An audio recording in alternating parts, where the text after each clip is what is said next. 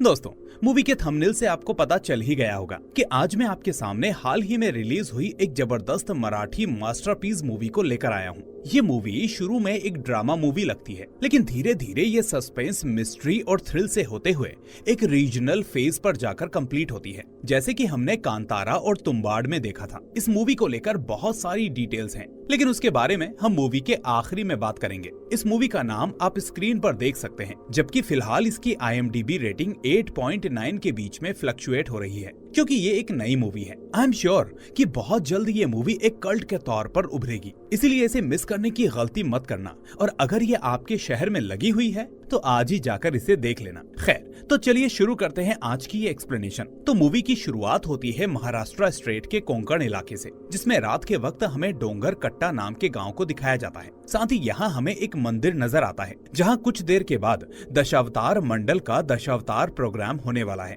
जो कि सत्यवान और सावित्री की कहानी पर बेस्ड होगा। वही कहानी जिसमें सावित्री यमदेव से अपने पति सत्यवान के प्राण वापस मांगती है, लेकिन जब वो मना करते हैं तो सावित्री बड़ी चतुराई से अपनी मांग पूरी करवा लेती है। अब इस मंदिर के पास हम बाहर एक बोर्ड लगा हुआ देखते हैं, जिस पर लिखा था बाबुली मिस्त्री। असल में बाबुली मिस्त्री इस प्रोग्राम में यमदेव का कैरेक्टर परफॉर्म करने वाला था, लेकिन फिलहाल वो हमें यहाँ पर नजर नहीं आता। इसके बाद सीन जंगल की ओर शिफ्ट होता है, जहाँ हम देखते हैं कि रात के वक्त एक बूढ़ा आदमी अंधेरे में कहीं जा रहा होता है, जबकि उसके पीछे पीछे एक जवान लड़का भी चल रहा है। फिर वो लड़का आगे घने जंगल में पहुंचता है, जहां एक ब्लैक पैंथर यानी काला तेंदुआ पानी पी रहा होता है। अब उस पैंथर को देखकर वो लड़का एकदम से डर जाता है, और इसी बीच हम नोटिस कर पाते हैं कि झाड़ियों में से एक आदमी अपनी राइफल से उस पैंथर को बस शूट करने वाला ही होता है कि इतने में उस बूढ़े आदमी की नजर इस राइफल मैन पर पड़ जाती है। अब वो बूढ़ा आदमी बिना एक पल गवाए उस राइफल मैन की तरफ पत्थर फेंकता है, जिससे उसका निशाना चूक जाता है और वो पैंथर बचकर भाग निकलता है। अब निशाना चूकने से वो राइफल मैन गुस्सा होकर उस लड़के से चिल्लाते हुए कहता है, अपने बाप को समझा दो कि वो कभी मेरे शिकार में दखल ना दे, वरना आगे से उसके लिए अच्छा नहीं होगा। और दोस्तों, यहाँ हमें इन तीनों का नाम पता चलता है, जिसमें वो बूढ़ा आदमी था बाबुली, जबकि दूसरा था उसका बेटा माधवा, और तीसरा था वो राइफल मैन लक्ष्मण, जो असल में उस गाँव का फॉरेस्ट ऑफिसर भी था। यानी फॉरेस्ट ऑफिसर होने के बावजूद भी लक्ष्मण खुद उस जंगल में इल्लीगल तरीके से उस तेंदुए का शिकार कर रहा था, और शायद यही चीज बाबुली नहीं चाहता था, इसलिए उसने लक्ष्मण का ध्यान भटकाया था। अब आगे हमें पता चलता है कि बाबुली और माधवा बाप बेटे हैं, और ये बाबुली वही आदमी है जो दशावतार प्रोग्राम में अलग अलग किरदारों को निभाता है, और वो भी परफॉर्म करने वाला था। खैर, अब लक्ष्मण गुस्सा होकर वहाँ से चला जाता है, जिसके बाद बाबुली और माधवा अपने रास्ते निकल जाते हैं। अब यहाँ हमें पता चलता है कि अपना प्रोग्राम शुरू होने से पहले बाबुली हमेशा गाँव की सीमा पर मौजूद एक मूर्ति की उपासना करने जाता है, और सिर्फ वही नहीं, गांव का हर आदमी अगर उस रास्ते से जाता था तो वो वहां अपना सर झुकाता ही झुकाता था। और इस रीजनल डायटी को ये लोग राखनदार के नाम से पुकारते थे। अब दोस्तों, ये सिर्फ मूवी की बात नहीं है, बल्कि कोंकण इलाके में सच में राखनदार का अस्तित्व मौजूद है, जिसकी लोग पूजा करते हैं, और उनका मानना है कि वो सभी गाँव वालों की बुरी शक्तियों और बीमारियों से रक्षा करते हैं, और साथ ही अच्छे काम बनाने में मदद भी करते हैं। बाकी इस बारे में कुछ इंटरेस्टिंग फैक्ट्स भी हैं, जिनके बारे में हम मूवी के लास्ट में डिस्कस करेंगे। खैर, तो अब बाबुली गांव की सीमा पर पहुंचता है, और उस इलाके को ये लोग काटा लोवा पुकारते हैं। अब यहाँ पर हम राखनदार की मूर्ति को देखते हैं, जो जमीन पर लेटी हुई पोजीशन में वहाँ मौजूद थी। अब इस मूर्ति के कई हाथ थे, जबकि शरीर इंसानों जैसा था, वहीं सर किसी जानवर का लग रहा था, और साथ ही इनकी एक सवारी भी थी, जो देखने में पैंथर ही लग रही थी। अब बाबुली उनसे अपना एक्ट परफॉर्म करने से पहले आशीर्वाद मांगता है, और फिर गाँव वालों की भलाई की प्रार्थना करने लगता है। इसी बीच उसके कानों में एक जोरदार ब्लास्ट की आवाज आती है, जिसे सुनकर वो कहता है कि जल्दी ही कुछ बुरा होने वाला है, हे राखनदार, हमारा ख्याल रखना। अब सीन यहाँ से उस सत्यवान सावित्री के प्ले पर शिफ्ट होता है, जिसे देखने पूरा गांव आया था। फिर हम देखते हैं कि बाबुली स्टेज पर यमदेव के रूप में आता है, लेकिन थोड़ी ही देर में वो अचानक स्टेज पर ही गिर जाता है, जिस वजह से उस प्रोग्राम को रोकना पड़ता है। फिर अगली सुबह हम बाबुली को अपने बेटे माधवा के साथ डॉक्टर के पास देखते हैं, जहाँ डॉक्टर उससे कहता है कि मैं पहले भी तुम्हारी सेहत को देखकर ऐसे प्रोग्राम को करने से मना कर चुका हूँ, लेकिन तुम मानते ही नहीं। ऊपर से तुम्हारी आंखें भी दिन पर दिन कमजोर हो रही हैं। अगर ऐसे ही काम करते रहे तो धीरे धीरे आंखों की पूरी रोशनी चली जाएगी, इसलिए उम्र के हिसाब से ज्यादा आराम करो। फिर उसे माधवा भी समझाता है और वो आगे से वो प्ले करने से मना करता है, लेकिन बाबुली का दिल नहीं मानता। असल में वो ये काम अपनी जवानी के दिनों से कर रहा है। ये ड्रामा जैसे उसकी जिंदगी का एक हिस्सा बन चुका हो, जिसे वो छोड़ना नहीं चाहता। यहाँ हम एक और चीज नोटिस करते हैं कि बाबुली अपनी उम्र वाले दूसरे आदमियों की तरह नहीं रहता, बल्कि इस उम्र में भी वो बहुत चुलबुला और हंसमुख है। कभी कभी वो बच्चों जैसी हरकत भी करता है और आते जाते जानवरों से बातें भी करने लगता है, जिस वजह से गांव के कुछ लोग उसे आधा पागल बाबुली कहकर भी पुकारते हैं। हालांकि उसे इस चीज से कोई फर्क नहीं पड़ता, क्योंकि उसके लिए यही जिंदगी जीने का सही तरीका है। अब डॉक्टर के पास से लौटते वक्त बाबुली अपनी धुन में मस्त होकर चल रहा होता है, जिस वजह से वो एक ट्रक से टकराने वाला होता ही है कि इतने में उसे राधा नाम की लड़की बचा लेती है। यहाँ हमें पता चलता है कि राधा और माधवा एक दूसरे को चाहते हैं, लेकिन उनके घर वालों को फिलहाल इस बारे में नहीं पता। इसके बाद रात का सीन आता है, जहाँ माधवा बाबुली को घर में ही बंद कर देता है ताकि वो दशावतार प्ले के लिए ना जा पाए। अब उसी वक्त दशावतार मंडल के कुछ लोग बाबुली को बुलाने आते हैं, लेकिन माधवा उन्हें भी मना कर देता है। इधर अंदर ही अंदर बाबुली उस प्ले की कल्पना करने लगता है और इसी बीच उसकी नजर ऊपर छत पर पड़ती है, जिसके बाद हम देखते हैं कि वो छत के 2 टाइल्स हटाकर घर से भाग जाता है और सीधे उस प्ले में पहुंच जाता है। यहाँ हम देखते हैं कि एक बार वो धृतराष्ट्र का किरदार निभा रहा था, जहाँ सभी लोग उसको देखकर बहुत खुश होते हैं, क्योंकि पिछली बार उसकी तबीयत खराब हो गई थी, जिस वजह से सभी लोग थोड़े परेशान थे। खैर, तभी यहाँ पर माधवा आता है, जो उसे देखकर बहुत गुस्सा होता है, लेकिन फिर बिना कुछ कहे वहाँ से चला जाता है। फिर प्रोग्राम खत्म होने के बाद बाबुली और माधवा साथ में घर की तरफ चलते हैं, लेकिन माधवा अभी भी उससे नाराज था, क्योंकि बाबुली बिना बताए प्ले के लिए घर से भाग आया था। अब वो फिर से बाबुली को ये प्ले बंद करने को कहता है, जिस पर बाबुली उसे अपनी बचपन की डायरी दिखाता है, जिसमें हनुमान जी का स्केच बना हुआ था। असल में माधवा ने ही बचपन में वो स्केच बनाया था और अपने पिता बाबुली से कहा था कि मुझे हनुमान जी का किरदार बहुत पसंद है, इसलिए वो किरदार आप हमेशा निभाना, चाहे आप बूढ़े भी क्यों ना हो जाएं। अब ये देखकर माधवा अपना सर पकड़ लेता है और बिना कुछ कहे चुपचाप वहाँ से चला जाता है। इसके बाद मूवी फ्लैशबैक में जाती है, जहाँ हमें दिखाया जाता है कि माधवा की माँ बचपन में ही चल बसी थी और तब से बाबुली ने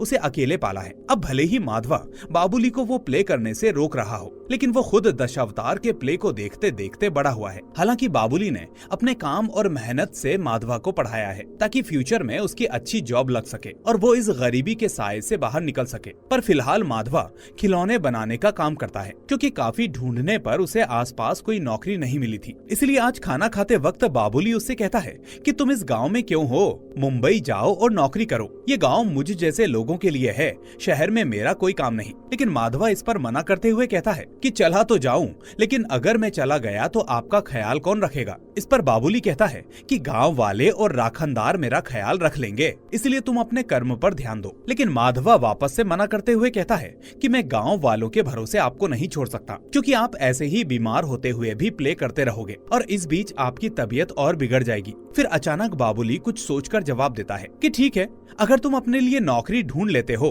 तो मैं दशावतार का प्ले छोड़ दूंगा। और ये सुनकर माधवा मान जाता है। फिर खाना खाकर माधवा बाहर जाता है, जहाँ राधा उसके लिए खाने का डिब्बा लेकर खड़ी हुई थी, लेकिन माधवा उसे वहाँ से जाने को कहता है ताकि कोई उन्हें साथ में देख ना ले। जिस पर राधा कहती है कि एक काम करो, तुम मेरे घर वालों से शादी की बात करो, यानी ये मिलने मिलाने का झंझट ही खत्म हो जाए। लेकिन वो कहता है कि हम मिस्त्री हैं, जबकि तुम्हारा परिवार बड़े स्टेटस वाला है, इसलिए बात करने का कोई फायदा नहीं। वो नहीं मानेंगे। पर राधा कहती है कि पैसा सब कुछ नहीं होता, तुम एक अच्छे और मेहनती इंसान हो, इसलिए तुम्हें नौकरी मिल जाएगी, ऐसे हार मत मानो। लेकिन माधवा कहता है कि आज के जमाने में नौकरी मिलना इतना आसान नहीं है, क्योंकि एक जगह के लिए 10 लोगों की सिफारिशें आती हैं। आखिर एक नौकरी कितने लोगों को मिल पाएगी। तभी ये सुनकर राधा उसे सलाह देते हुए कहती है कि क्यों ना तुम गांव के सरपंच तंडेल से जाकर मिलो, क्योंकि उसके कई बड़े बड़े लोगों से कनेक्शन है और वो सामाजिक आदमी है, इसलिए तुम्हारी मदद जरूर करेगा। अब माधवा इस बारे में विचार करता है और सोचता है कि अगर वो इस काम के लिए अपने पिता को भी ले जाएगा तो उनको देखकर तंडेल मना नहीं कर पाएगा, क्योंकि बाबुली को इस गाँव में सभी जानते थे और सब उसकी बहुत रिस्पेक्ट करते थे। तो इस तरह अगले सीन में बाबुली और माधवा एक नाव के जरिए तंडेल से मिलने जाते हैं, क्योंकि तंडेल रोज नदी में तैराकी करने के लिए आता था। फिर बाबुली तंडेल से माधवा की नौकरी की सिफारिश करता है, जिस पर तंडेल मजाक में एक शर्त रखता है कि अगर तुम मुझे तैराकी में हरा दो तो मैं माधवा की नौकरी लगवा दूंगा। तो ये सुनते ही बिना कुछ सोचे समझे बाबुली पानी में कूद जाता है, लेकिन थोड़ी ही देर के बाद थकने की वजह से वो डूबने लगता है। तभी तंडेल उसे बचाकर नदी किनारे ले आता है और कहता है, मान गए काका, हड्डियों में भले दम ना हो, लेकिन तुम्हारी हिम्मत में बहुत दम है। चलो अब तुम जाओ, मैं माधवा के बारे में सरमालकर से बात करूंगा, वो उसे कहीं ना कहीं लगवा देगा। तो ये सुनकर बाबुली खुश हो जाता है और वहाँ से चला जाता है। खैर, अब अगले सीन में हम कुछ लोगों की भीड़ को देखते हैं जो उसी बिजनेसमैन अशोक सरमालकर के खिलाफ प्रदर्शन कर रहे थे। असल में सरमालकर की माइनिंग कंपनी ने गाँव वालों से उसकी जमीन खरीदी थी और उनको रोजगार का वादा किया था, लेकिन ना तो किसी को पैसा मिला और ना ही कोई नौकरी। दूसरी तरफ उस प्रदर्शन की एक वजह ये भी है कि माइनिंग से पेड़ काटे जा रहे हैं, जिससे वहाँ के इकोसिस्टम को नुकसान हो रहा है। और दोस्तों, जो शुरू में हमने ब्लास्ट की आवाज सुनी थी वो दरअसल इसी माइनिंग साइट की आवाज थी। खैर, अब थोड़ी देर में सरमालकर वहाँ आता है, जो असल में उस प्रोजेक्ट की प्रोग्रेस को देखने आया था। लेकिन जब वो देखता है कि वहाँ पर इतने सारे लोग प्रदर्शन कर रहे हैं, तो वो ऑफिसर मनसुखानी पर चिल्लाता है कि अगर ये मामला मीडिया में पहुंच गया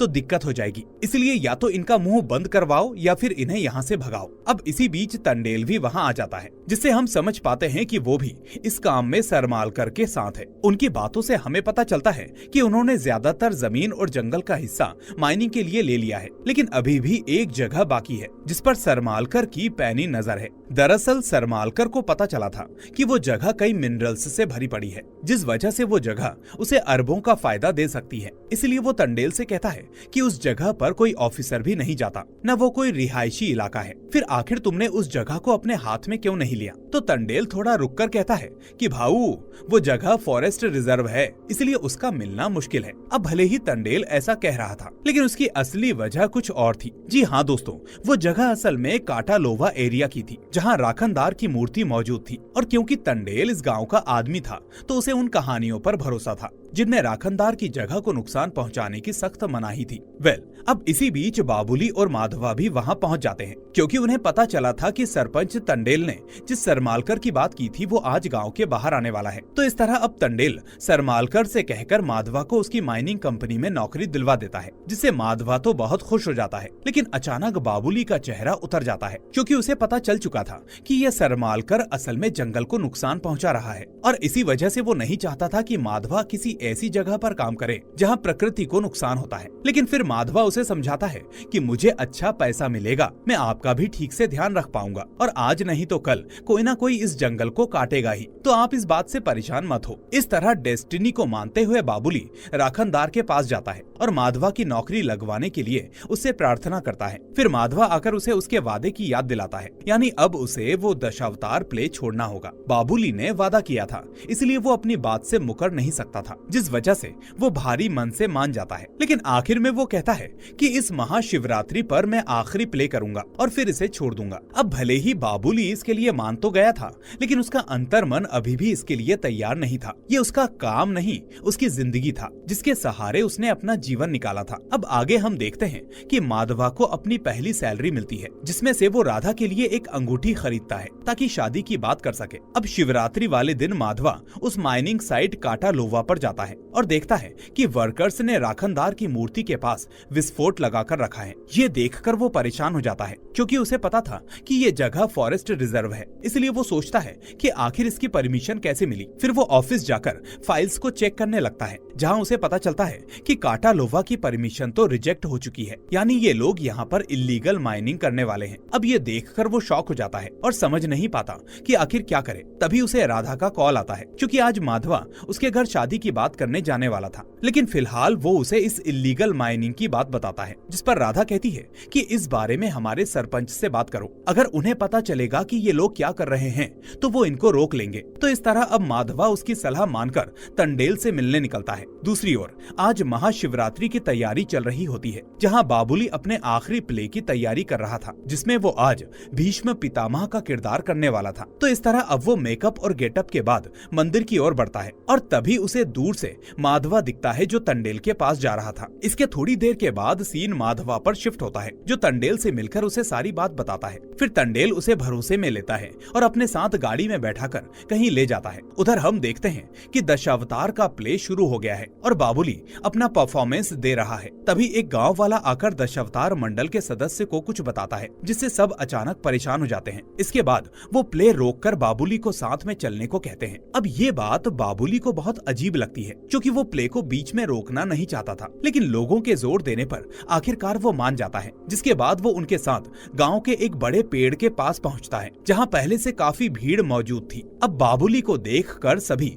एकदम से साइड हो जाते हैं और फिर बाबुली की नजर पेड़ के ऊपर जाती है, जिस पर माधवा लटका हुआ था और उसकी मौत हो चुकी थी। ये देखकर बाबुली के पैरों तले जमीन खिसक जाती है और उसे अपनी आंखों पर विश्वास नहीं होता। दोस्तों, ये सीन वाकई में रोंगटे खड़े कर देने वाला था। अब ये सीन यहीं पर कट होता है, जिसके बाद हम अगले दिन बाबुली को अपने बेटे माधवा के आखिरी रिचुअल्स को करता देखते हैं और तभी अचानक पुलिस कांस्टेबल पूरब और महिला कांस्टेबल सावंत वहां आते हैं। असल में उनका मानना था कि प्रेम प्रसंग के चक्कर में माधवा ने अपनी जान ली है, इसलिए इसमें किसी के ऊपर कोई केस नहीं बनता, जिस वजह से इस केस को यहीं बंद कर दिया जाए। उनका कहना था कि माधवा के पास से एक लेटर भी मिला है, जिसमें उसने ये बात भी कबूली है कि वो अपनी जान इसलिए दे रहा है क्योंकि वो अपनी मनचाही लड़की को हासिल नहीं कर पाया। लेकिन ये सब सुनकर बाबुली को विश्वास नहीं होता। वो कहता है कि ये सब गलत है, मेरा बेटा माधवा ऐसा नहीं कर सकता। हालांकि फिर भी कांस्टेबल पूरब जबरदस्ती उसका अंगूठा उस फॉर्म पर ले लेता है ताकि वो केस उसकी रजामंदी से बंद हुआ है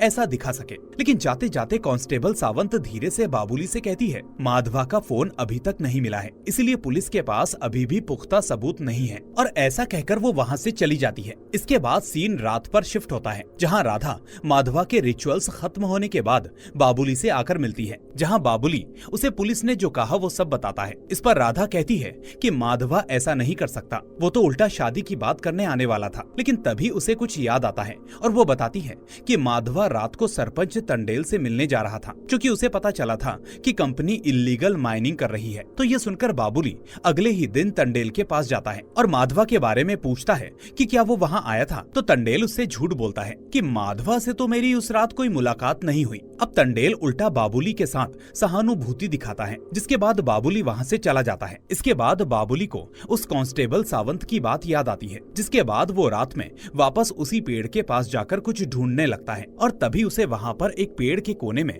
माधवा का फोन मिलता है। अब उस फोन को लेकर वो सीधा राधा के पास जाता है और उसे दिखाता है। फिर राधा को उस फोन में एक वॉइस नोट मिलता है जो नेटवर्क ना होने की वजह से सेंड नहीं हुआ था। इसके बाद इन दोनों को उस रिकॉर्डिंग में माधवा किसी से बचकर भागता हुआ सुनाई देता है, जो ये मैसेज भेजकर राधा से मदद मांगना चाहता था। लेकिन तभी अचानक उसकी चीख सुनाई देती है और वॉइस नोट खत्म हो जाता है। ये सुनकर अब बाबुली और राधा को पक्का यकीन हो जाता है कि माधवा की हत्या हुई है। इसके बाद बाबुली राधा से कहता है कि बेटा तुम इस मामले में मत पड़ो, मैं अब सब संभाल लूंगा। अब अगले सीन में बाबुली पुलिस स्टेशन पहुंचता है और कांस्टेबल पूरब को फोन देकर कहता है कि इसमें आपको वो प्रूफ मिलेगा जो साबित करेगा कि माधवा का कत्ल हुआ है। उस फोन को देखकर पूरब घबरा जाता है, लेकिन बाबुली से कहता है कि अच्छा किया ये आपने ढूंढ लिया, अब इस सबूत से मैं इस केस को सुलझा दूंगा। ये सुनकर बाबुली निश्चिंत हो जाता है और वापस चला आता है। फिर अगले दिन हम देखते हैं कि पुलिस उल्टा राधा को अरेस्ट कर लेती है। असल में पुलिस का कहना था कि आखिरी बार बात करने पर राधा ने माधवा का दिल तोड़ दिया था और उसे मरने के लिए उकसाया था, जिसके बाद माधवा ने अपनी जान ले ली। जबकि हम सभी जानते हैं कि आखिरी बार माधवा ने राधा को कॉल किया उस माइनिंग साइट के बारे में बताने के लिए। लेकिन फिलहाल पुलिस उस वॉइस मैसेज को डिलीट कर देती है जिसमें माधवा मदद मांग रहा था और वो पूरा केस पलटकर रख देती है। खैर, तभी बाबुली वहाँ पहुँचता है और पूरब पर चिल्लाता है कि राधा ने कुछ नहीं किया, वो निर्दोष है। मैंने आपको फोन दिया था, उसमें आपने सुना नहीं।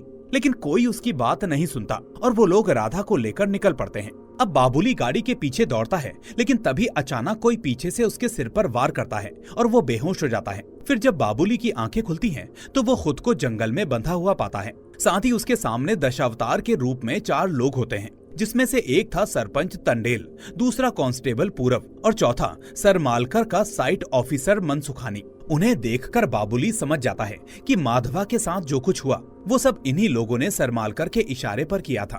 फिर फ्लैशबैक में हमें दिखाया जाता है कि जब माधवा तंडेल से मिला तो मदद के बहाने वो उसे गाड़ी में बैठाकर जंगल ले गया, जहां उसने बाकी तीनों को बुला लिया। और फिर जब माधवा को समझ में आया कि ये सब मिले हुए हैं तो उसने भागने की कोशिश की, लेकिन इन चारों ने उसे जान से मारकर पेड़ से लटका दिया। खैर, अब यही राज तंडेल अपने मुंह से बाबुली के सामने कबूलता है, जिसके बाद ये चारों मिलकर बाबुली को खूब मारने पीटने लगते हैं। फिर थोड़ी देर के बाद जब वो चेक करते हैं तो उन्हें पता लगता है कि बाबुली मर गया है और फिर वो उसे वहीं छोड़कर चले जाते हैं ताकि सभी को लगे कि उसने अपने बेटे की मौत से दुखी होकर खुद की जान ले ली। लेकिन तभी हम नोटिस कर पाते हैं कि ये जगह असल में काटालोवा का वही एरिया है जहाँ राखनदार की मूर्ति स्थापित है। और तभी हम वहाँ पर एक ब्लैक पैंथर को आता हुआ देखते हैं जो बाबुली के पास आता है और फिर ये मिस्टीरियस सीन यहीं पर कट हो जाता है। अब अगले दिन टंडेल सरमालकर से फोन पर बात करता है और बाबुली की मौत की खबर देता है, जिस पर सरमालकर उसे काटालोवा में माइनिंग जल्द शुरू करने को कहता है क्योंकि उनका कांटा यानी माधवा रास्ते से हट चुका है। लेकिन टंडेल उसे डरते हुए बताता है कि हमने जब भी वहाँ माइनिंग की कोशिश की तब हम असफल रहे, इसलिए मुझे लगता है कि राखनदार हमें रोक रहा है। फिर सरमालकर के पूछने पर वो उसे राखनदार और उससे जुड़ी कहानियों के बारे में बताता है। लेकिन ये सुनकर सरमालकर भड़क उठता है और कहता है कि मैं इन सब बातों पर विश्वास नहीं करता, इसलिए कुछ भी करो लेकिन काम पूरा होना चाहिए। इसके बाद सीन रात में आता है जहाँ टंडेल, लक्ष्मण, पूरब और मनसुखानी शराब पी रहे होते हैं। अब टंडेल काफी डरा हुआ होता है क्योंकि बाबुली को अमावस्या के दिन मारा गया था और इसीलिए उसे डर है कि कुछ बुरा ना हो जाए। लेकिन लक्ष्मण हंसकर कहता है कि क्या बच्चों जैसी बातें कर रहे हो, लगता है ज्यादा पीली है। और इस तरह वो सभी को जंगली सुअर का शिकार करने को कहता है ताकि सभी का ध्यान उस बात से हट सके। लेकिन तभी जंगल में इन्हें एक तेंदुए की घुर्राहट सुनाई देती है, जिसके बाद ये लोग डर की वजह से अलग थलग हो जाते हैं। इसी बीच लक्ष्मण अकेला पड़ जाता है और तभी कोई उस पर हमला करके पहले उसे गिरा देता है और फिर रस्सी से पैर बांधकर उल्टा लटका देता है। इसके बाद जब लक्ष्मण की नजर सामने पड़ती है तो उसके सामने वराह के वेश में एक व्यक्ति होता है जो उसे जान से मार देता है। फिर अगले दिन पुलिस को लक्ष्मण की लाश मिलती है और देखते ही देखते गांव में ये खबर फैल जाती है। अब कई लोग तो कहते हैं कि ये राखनदार का काम है, जिससे गांव में डर का माहौल बन जाता है। फिर सीन टंडेल के घर पर आता है जहां उसकी बीवी उसे बहुत डांटती है क्योंकि वो लक्ष्मण के साथ रहता था और इसीलिए उसे उसकी फिक्र हो रही थी। अब इतने में कोई उनका दरवाजा खटखटाता है, जिसके बाद जब टंडेल दरवाजा खोलता है तो उसके सामने बाबुली खड़ा होता है और वो भी पूरी तरह से पट्टियों में लिपटा हुआ। अब ये देखकर टंडेल का गला सूख जाता है क्योंकि उसके हिसाब से तो बाबुली को उन्होंने उस रात मार दिया था, जबकि उसको देखकर ऐसा लग रहा था कि शायद वो बच गया होगा और आज मरहम पट्टी होने के बाद उससे मिलने आया है। अब फ्लैशबैक में हम देखते हैं कि जब बाबुली काटालोवा में घायल पड़ा था और तेंदुआ उसके पास आया था तो अचानक माधवा की आवाज बाबुली को उठाती है। खैर, अब टंडेल बाबुली को देखकर उससे कुछ पूछता है, लेकिन बाबुली अजीब सी हरकतें करने लगता है, जिसे देखकर टंडेल सोचता है कि शायद वो पूरी तरह से पागल हो गया है। इसके बाद वो पूरब को कॉल करता है और कहता है कि बाबुली बच गया है और पागल हो गया है, लेकिन मैं उसे अब यहाँ रखूंगा ताकि उस पर नजर रख सकूं। हालांकि अब उससे कोई खतरा नहीं है। फिर उस दिन हम टंडेल को नदी में तैरते हुए देखते हैं जहाँ वो बाबुली को अपने साथ ले गया था ताकि उस पर नजर रख सके। अब हम देखते हैं कि बाबुली नाव में बैठा होता है और तभी वो खुद को पानी में एक मत्स्य के रूप में देखता है। इसके बाद वो मत्स्य वापस पानी में जाता है और टंडेल को डुबोकर मार देता है। तो इससे हमें पता चलता है कि लक्ष्मण को भी बाबुली ने मारा था, जिसमें वो विष्णु भगवान के पहले अवतार वराह के रूप में आया था और फिर उसने टंडेल के सामने पागल होने का नाटक किया, जिसके बाद उसने भगवान विष्णु के दूसरे अवतार मत्स्य के रूप में टंडेल को भी मार दिया। खैर, आगे पुलिस को टंडेल की लाश मिलती है, जिसके बारे में पता चलने पर सरमालकर फौरन पूरब को फोन करता है और कहता है कि जो भी ये कर रहा है उसे जल्दी पकड़ो और एक बात याद रखना, माइनिंग का काम रुकना नहीं चाहिए। इसके बाद बाबुली राधा से मिलता है और उससे पूछता है कि आखिर तुम जेल से बाहर कैसे आई। तो राधा उसे बताती है कि जब मैं जेल में थी तो सरमालकर का बेटा मोंटी वहाँ काम से आया था। अब वो मुझसे ऑब्सेस हो गया है, जिसके बाद मैंने उससे कहा कि अगर वो मुझे छुड़वा दे तो मैं वो सब करूंगी जो वो कहेगा। और फिर जैसे ही मैं बाहर आई तो मोंटी ने कहा कि आज रात अकेले गेस्ट हाउस में आ जाओ। इस तरह वो बताती है कि आज वही रात है और मुझे आपकी मदद चाहिए। तो इस तरह अब वो दोनों एक प्लान बनाते हैं, जिसके बाद राधा मोंटी को कॉल करके कहती है कि रात हो गई है, इसलिए मेरा अकेले आना ठीक नहीं है, तो तुम मुझे लेने आ जाओ। लेकिन वो साथ में उसे चेतावनी भी देती है कि जिस रास्ते से तुम आ रहे हो वहाँ रात को मोहिनी नाम की औरत घूमती है, इसलिए उससे सावधान रहना। खैर, अब रात को मोंटी गाड़ी से निकलता है और तभी जंगल वाले रास्ते पर उसे वाकई में एक सफेद साड़ी पहनी औरत मोहिनी दिखती है। अब वो उस कार को रोककर उसका पीछा करता है और घने जंगल में चला जाता है, जहाँ ये सीन कट हो जाता है। दोस्तों, अब यहाँ पर एक ध्यान देने वाली बात यह है कि खुद मोहिनी भले ही विष्णु जी का कोई अवतार नहीं है, लेकिन वो विष्णु जी का एक स्वरूप जरूर है, जिसे उन्होंने समुद्र मंथन के वक्त धारण किया था। खैर, अब अगले दिन सरमालकर को एक चिट्ठी मिलती है जिसमें लिखा होता है कि मोंटी को अगवा कर लिया गया है, इसलिए अगर उसे मोंटी जिंदा चाहिए तो उसको माइनिंग का काम बंद करके गांव छोड़ना होगा। अब सरमालकर परेशान होकर पुलिस ऑफिसर माइकल डिकोस्टा को कॉल करता है और उसे ये केस सौंप देता है ताकि मोंटी मिल जाए, वो कातिल भी पकड़ा जाए और साथ ही उसकी माइनिंग भी चलती रहे। फिर अगले सीन में माइकल गांव पहुंचता है और सीधे एक पकौड़े वाले के पास जाता है क्योंकि उसे भूख लगी थी, लेकिन उस शॉप पर पकौड़े खत्म हो चुके थे। पर तभी हम देखते हैं कि बाबूली भी वहाँ पकौड़े खा रहा होता है, जो माइकल को अपने पकौड़े ऑफर करता है। अब कुछ देर तक ये दोनों बातें करते हैं और फिर बाबूली वहाँ से चला जाता है। इसके बाद सीन पुलिस स्टेशन पर शिफ्ट होता है, जहाँ सरमालकर का आदमी मनसुखानी उस पुलिस वाले पूरब से मिलने आता है। दरअसल वो भी उन हत्याओं से डर गया था, इसलिए वो कहता है कि मैं आने वाले इस नए ऑफिसर को बता दूंगा कि हम तीनों ने मिलकर माधवा को मारा था। लेकिन पूरब उसे ये कहने से रोकता है और बताता है कि वो नया ऑफिसर काफी सख्त है, इसलिए ऐसा ना हो कि हम खुद फंस जाएं। ये सुनकर अब मनसुखानी चला जाता है और थोड़ी देर में माइकल वहाँ पहुँचता है। फिर वो पूरब को डांटता है कि तुमने काम ठीक से नहीं किया, आखिर तुम्हें पुलिस की नौकरी मिल कैसे गई। इसके बाद हम देखते हैं कि ऑफिसर माइकल कांस्टेबल सावंत के साथ मोंटी की कार की तलाशी लेने जाता है, लेकिन तभी उसे मनसुखानी फोन करके कहता है कि सर, मेरे पास उन हत्याओं की जानकारी है, इसलिए जल्दी आकर मिलो। तो इस तरह माइकल वहाँ के लिए निकलता है, जबकि दूसरी ओर मनसुखानी घर पर माइकल का इंतजार कर रहा होता है। लेकिन तभी अचानक बाबुली नरसिम्हा के अवतार में उसके दरवाजे पर आ जाता है, जिसे देखकर मनसुखानी जंगल में भागता है और बाबुली पर हमला भी करता है, लेकिन आखिर में बाबुली उसे भी मार देता है। अब इस बार भी बाबुली विष्णु भगवान के नरसिंह अवतार में था, ये बात आपने नोटिस कर ली होगी। खैर, अब उसी वक्त माइकल वहाँ पहुँचता है, जो बाबुली को देखकर उस पर गोली चलाता है, लेकिन बाबुली बचकर भाग जाता है। तो अब 3 लोग यानी लक्ष्मण, तंडेल और मनसुखानी खत्म हो चुके थे, जबकि 2 लोग बचे थे, जो थे पूरब और सरमालकर। फिर जब माइकल अपनी टीम के साथ इन्वेस्टिगेशन के लिए आता है तो कांस्टेबल सावंत थोड़ा हिचकिचाते हुए उसे कहती है कि ये सब जंगल के राखनदार कर रहे हैं, जो इस जंगल को बर्बाद करेगा उसे सजा तो मिलेगी ही।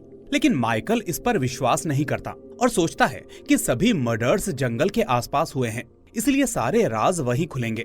फिर अगली सुबह वो अपनी टीम और कुत्तों के साथ जंगल में जाता है, जहां दूसरी तरफ हम देख पाते हैं कि मोंटी अभी भी जिंदा है और उसे बाबुली ने जंगल में कहीं पर कैद करके रखा है। लेकिन फिर भी मोंटी किसी तरह वहां से भाग निकलता है और बाबुली उसका पीछा करता है। उधर पुलिस की खोज जारी रहती है और इसी बीच एक पुलिस वाला जंगल में फैले एक जाल में फंस जाता है। फिर जब उसे बचाया जाता है तो वो कहता है कि ये राखनदार का काम है, और ये सुनकर सभी लोग डर जाते हैं। क्योंकि रात होने वाली थी, इसलिए उन्हें वहां से निकलना था, लेकिन माइकल सभी को वापस जाने से मना कर देता है और इन्वेस्टिगेशन जारी रखने को कहता है। उधर हम देखते हैं कि बाबुली अभी भी मोंटी का पीछा कर रहा है, जबकि मोंटी एक बड़े पत्थर के पीछे छुप जाता है। फिर थकावट और भूख की वजह से उसे नींद आ जाती है, जिसके बाद रात होने पर वो फिर से भागता है और पुलिस टीम को देख लेता है। लेकिन जैसे ही वो उनके पास पहुंचता है, इतने में बाबुली उसे वापस पकड़ लेता है। इस तरह पुलिस रात भर ढूंढने के बावजूद कुछ भी हासिल नहीं कर पाती और लौट जाती है। लेकिन तभी माइकल की नजर एक कागज पर पड़ती है, वही कागज जिसमें बाबुली पकौड़े खा रहा था। ये देखकर उसे बाबुली की याद आती है और उसका शक गहराने लगता है। लेकिन एक तरफ वो ये भी सोच रहा था कि आखिर एक बूढ़ा आदमी इतने हट्टे कट्टे लोगों को अकेले कैसे मार सकता है। अब स्टेशन पहुंचकर उसे पता चलता है कि सरमालकर के पास एक और चिट्ठी आई है, जिसमें लिखा हुआ है कि तुम्हारे पास सिर्फ 48 घंटे का समय है, इसलिए हनुमान जयंती तक माइनिंग बंद कर दो, वरना मोंटी नहीं बचेगा। इसी बीच माइकल को पता चलता है कि बाबुली अक्सर प्ले करता है, जिस वजह से उसके पास कॉस्ट्यूम होती हैं। तभी उसे याद आता है कि जिस आदमी पर गोली चलाई थी उसने नरसिंह का गेटअप ले रखा था, तो इस चीज से उसका शक वापस बाबुली पर चला जाता है, जिसके बाद वो फौरन बाबुली के घर जाता है। फिर वो उसे पकौड़े वाले कागज का हवाला देता है, लेकिन बाबुली उससे कहता है कि इतने छोटे और हल्के सबूत से कोर्ट में कुछ साबित नहीं होगा, इसलिए बेहतर प्रूफ लाओ। ये सुनकर माइकल समझ जाता है कि बाबुली ही इसमें शामिल है, इसलिए वो उसे चेतावनी देता है कि अब मैं तुम पर नजर रखूंगा, और ऐसा कहकर वो बाबुली को घर में बंद करके चला जाता है। फिर हम देखते हैं कि थोड़ी देर बाद पूरब वहां आता है, जिसे पता चल चुका था कि बाबुली इन मर्डर्स के पीछे है, इसलिए वो बाबुली को बंद देखकर उस घर में आग लगा देता है। फिर जब ये बात माइकल को पता चलती है तो वो लौटता है और पूरब उससे कहता है कि बाबुली ने खुद अपने घर में आग लगा ली और अपने आप को खत्म कर लिया, क्योंकि उसे पता चल गया था कि वो पकड़ा जा चुका है। लेकिन इसी दौरान मोंटी का एक वीडियो गांव में वायरल हो जाता है, जिसमें वो अपने पिता के काले कारनामों का खुलासा करता है और लोगों से मदद मांग रहा होता है। अब माइकल ये वीडियो देखता है, जिसमें उसे मोंटी के सामने खड़े आदमी की परछाई आग में दिखती है, जो एक लाठी लिए हुए था, और उसे देखकर माइकल को अंदाजा हो जाता है कि वो बाबुली ही है। फिर उसे पता चलता है कि मोंटी ने गायब होने से पहले राधा को रिहा करवाया था, और राधा वही है जो बाबुली के बेटे माधवा को चाहती थी। इसलिए वो फौरन राधा को इंटरोगेशन के लिए बुलाता है। लेकिन राधा के चुप रहने पर माइकल उससे कहता है कि वो कोई भगवान नहीं है जिसे तुम बचा लोगी। अभी थोड़ी देर पहले उसने खुद को आग लगाकर मार लिया है। तो राधा उससे कहती है कि बाबुली भगवान नहीं बल्कि भगवान का आदमी है और तुम उसे कभी पकड़ नहीं सकते। खैर, अब दूसरी ओर जंगल में बाबुली दिखाई देता है, जो फिर से बच गया था। वो भी ठीक उसी तरह जैसे छत की टाइल्स हटाकर वो शुरुआत में घर से बाहर निकला था। अब इसी बीच गांव के एक आदमी ने बाबुली को देख लिया था, जो बाबुली से कहता है कि पुलिस को पता चल गया है कि आप बच गए हो, इसलिए वो लोग आपके लिए जाल बिछा रहे हैं। अब ये सुनकर बाबुली वहाँ से चला जाता है और सीधा गांव पहुँचता है, जहाँ आज हनुमान जयंती की वजह से रामायण का प्ले होने वाला था। इसके बाद बाबुली हनुमान जी के रूप में स्टेज पर आता है, क्योंकि ये माधवा का पसंदीदा किरदार था। आज वो अपने बेटे के बारे में सोचकर उस स्वरूप में बहुत इमोशनल हो जाता है। उधर सरमालकर, माइकल और पूरब भी वहाँ पहुँच जाते हैं, क्योंकि उन्हें पता चल चुका था कि बाबुली आज रामायण के प्ले में परफॉर्म करने जरूर आएगा।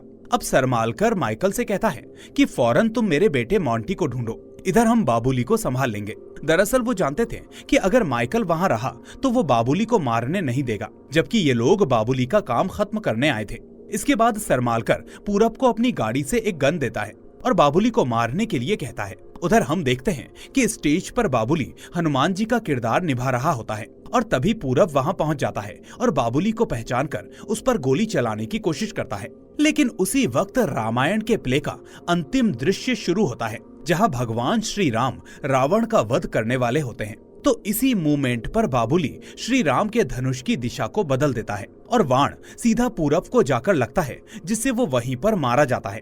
ये देखकर अब सरमालकर और माइकल दोनों वहाँ पहुँचते हैं, लेकिन इतने में बाबुली लाइट बंद करके वहाँ से भाग चुका होता है। पर इसी बीच माइकल उसे हनुमान जी के पूरे वेश में भागते हुए देख लेता है और सरमालकर और उसके लोगों के साथ उसके पीछे पीछे जंगल की ओर दौड़ पड़ता है।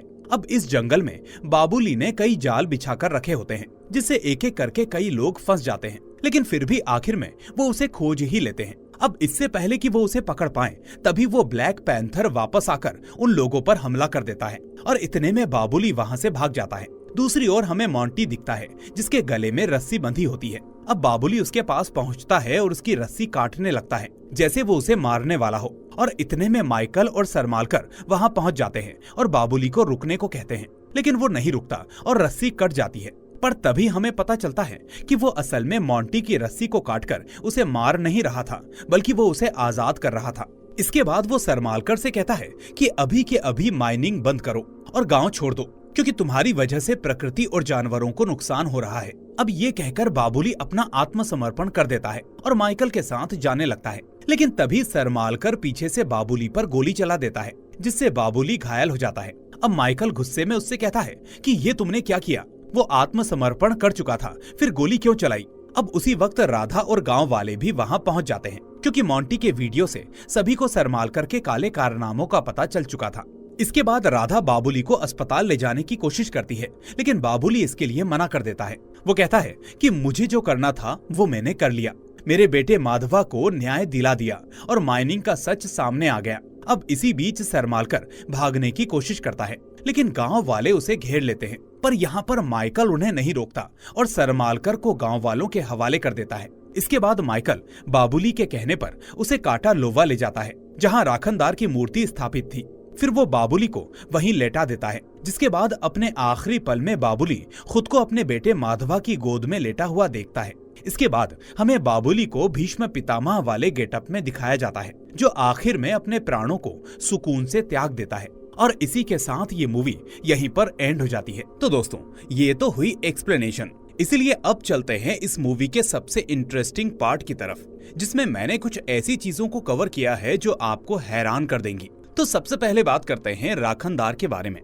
तो राखनदार असल में महाराष्ट्र के कोंकण इलाके से जुड़े एक ऐसे देवता हैं जो उस पूरे इलाके के रक्षक माने जाते हैं उस इलाके के लोग अगर कोई नया काम करते हैं या कहीं आते जाते या फिर कोई मनोकामना मांगते हैं तो उसके लिए वो सबसे पहले राखनदार के पास आकर उनकी पूजा करते हैं, उनसे प्रार्थना करते हैं। मैं जब इस बारे में रिसर्च कर रहा था तो मुझे एक व्यक्ति से पता चला कि कुछ रीजन्स में उन्हें रूप भगत के नाम से भी पुकारा जाता है, क्योंकि ऐसा कई बार देखा गया है कि अगर कोई चीज गुम हो जाती है और फिर जब रूप भगत से प्रार्थना की जाती है तो वो चीज कुछ ही मिनट्स में या तो अपने आप आ जाती है या फिर कैसे भी करके आपको वापस मिल ही जाती है, जिसके बदले में रूप भगत की पूजा अर्चना की जाती है। ऐसे ही इन इलाके के लोगों का दशावतार में बहुत भरोसा है, जो कि प्यार और भक्ति का सिंबल माना जाता है। इसलिए वहाँ सालों से दशावतार का प्ले करने की प्रथा है, जो आज तक कायम है। कई लोग हैं जो राखनदार से प्रार्थना के बाद ठीक हुए हैं। किसी की बीमारी, किसी का कर्जा, किसी का बिजनेस, बहुत कुछ ठीक हुआ है। तो ये तो थी राखनदार की डिटेल्स। अब चलते हैं मूवी की डिटेलिंग पर। तो सबसे पहले बात करूंगा उस सीन की जिसमें मूवी की शुरुआत में बाबुली उस लक्ष्मण के हाथ पर पत्थर फेंककर उसको शूट करने से रोकता है ताकि वो उस ब्लैक पैंथर का शिकार ना कर सके। तो ठीक उसी तरह जब लास्ट में वो लोग बाबुली को जंगल में पकड़ लेते हैं तो वहाँ वो ब्लैक पैंथर आकर उन लोगों पर हमला कर देता है, जो दर्शाता है कि अगर आप प्रकृति को बचाओगे तो वो किसी न किसी रूप में आपको बचाएगी। और लास्ट में ही नहीं बल्कि मूवी के हाफ में भी जब ये लोग बाबुली को मरता हुआ छोड़कर चले गए थे तो हमने देखा कि वहाँ पहले ब्लैक पैंथर आया था, जिसके साथ साथ बाबुली को माधवा की आवाज सुनाई दी, जो एक तरह से उनकी नई जिंदगी और नए मकसद को दर्शाता है। अब हालांकि एक बूढ़ा आदमी इतनी आसानी से किसी को नहीं मार सकता, खासकर जिस तरह से तंडेल को पानी के अंदर मारा गया, जो कि बाबुली के बस की बात नहीं थी। इसलिए मेरा मानना है कि उस रात जब पैंथर उसके पास आया तो उसके राखनदार की तरफ से बाबुली को डिवाइन पावर मिली, जिसकी वजह से वो अपना बदला ले पाया। इसमें एक डिटेल और भी है कि उसने सिर्फ उन्हीं को मारा जो असली गुनहगार थे, और सिर्फ उन्हीं के लिए विष्णु जी के अवतारों को ग्रहण किया, क्योंकि उसने मोंटी को नहीं मारा था और ना ही उसके सामने कोई अवतार का रूप रखा था, बल्कि यहाँ मोहिनी का रूप रखा गया था, जो शायद राधा ने रखा होगा ताकि मोंटी उसके पीछे पीछे आ सके। फिर एक बहुत ही डीप डिटेलिंग ये है कि जिस तरह शुरू में बाबुली को बहुत ज्यादा खुश मिजाज दिखाया गया था, वो इसीलिए था क्योंकि सालों से दशावतार के रोल करते हुए वो समझ गया था कि जीवन महज एक माया है। इसलिए उसे अपनी मौत का डर नहीं था, वो सिर्फ अपने बेटे की नौकरी चाहता था, जिसके लिए उसने राखनदार से प्रार्थना भी की थी। और जैसा कि मैंने बताया कि मूवी के अंदर जो मूर्ति हमें दिखाई गई है उसमें राखनदार की सवारी को एक ब्लैक पैंथर के रूप में दिखाया गया है, और इसी वजह से बार बार मूवी में उसका दिखना ये दर्शाता है कि राखनदार ही बाबुली की मदद कर रहे थे। चलिए, इसके बाद सबसे बड़ी डिटेलिंग आती है लास्ट में, जब हम देखते हैं कि बाबुली भीष्म पितामह के गेटअप में दिखता है, और ऐसा इसीलिए क्योंकि राधा उसे हॉस्पिटल ले जाना चाहती थी, लेकिन बाबुली अपनी इच्छा से अपने प्राण त्यागना चाहता था, ठीक वैसे ही जैसे इच्छा मृत्यु का वरदान भीष्म पितामह के पास था। यानी इस जगह सिंबॉलिक तौर पर बाबुली को भीष्म पितामह की तरह दिखाया गया है। इसके अलावा दोस्तों और भी कई डिटेल्स हैं, जैसे ये माइनिंग और बाकी सब सच में उस इलाके में हो रहा है, जो एक चेतावनी भी है कि प्रकृति के साथ खिलवाड़ करना ठीक नहीं है। अभी हाल ही में जम्मू से लेकर उत्तराखंड तक हमने जो देखा है वो इस बात का सबूत था कि प्रकृति को छेड़ोगे तो नहीं बचोगे। इसके अलावा दोस्तों आपने तात्या बिच्छू के बारे में तो सुना होगा, वही हॉरर मूवी जो आज भी 90s के किड्स के दिमाग में छपी हुई है। अब मैं आपको एक हिंट के साथ छोड़े जा रहा हूँ, जिसमें आप पता करिए कि आखिर उस मूवी का इस मूवी के मेन कैरेक्टर बाबुली यानी एक्टर श्री दिलीप प्रभालकर से क्या कनेक्शन है। तो दोस्तों उम्मीद है आपको ये डिटेल्ड एक्सप्लेनेशन पसंद आई होगी, इसलिए इस मूवी को लाइक करके अपने दोस्तों के साथ शेयर कर दीजिए। साथ ही मैं सभी कोंकण निवासियों को शुभकामनाएं देना चाहता हूँ, पूरी टीम को थैंक यू बोलना चाहता हूँ कि वो एक ऐसी मूवी को पूरे देश के सामने लेकर आए। उम्मीद है ऐसी और भी मूवीज जल्द ही देखने को मिलेंगी, लेकिन तब तक हमारे चैनल को सब्सक्राइब करके नोटिफिकेशन बेल को भी दबा दीजिए ताकि कोई भी ऐसी वीडियो आपसे मिस ना हो। अब मैं मिलूंगा आपसे अगली ऐसी ही शानदार मूवी के साथ। Till then take care and thanks for watching.